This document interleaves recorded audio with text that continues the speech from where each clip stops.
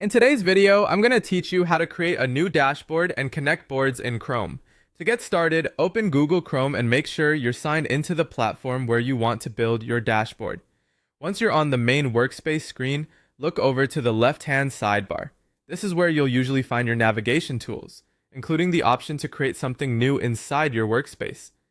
In that left sidebar, click the plus add button. This opens a drop-down menu with different items you can create. From that menu, choose New Dashboard. This will open a fresh dashboard so you can begin setting up a centralized view of the information you want to monitor. Dashboards are especially useful because they let you bring together data from multiple boards into one place, making it easier to review progress, track performance, and stay organized without switching back and forth between separate sections.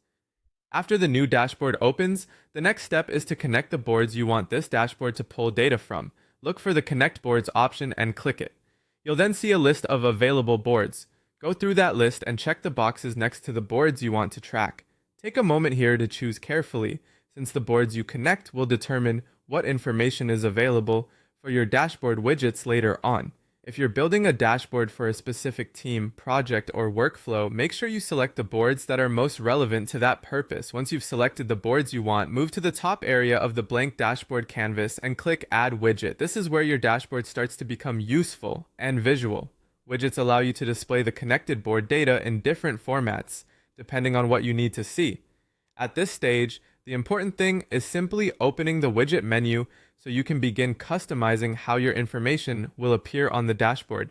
As you work, try to keep your dashboard focused and easy to read.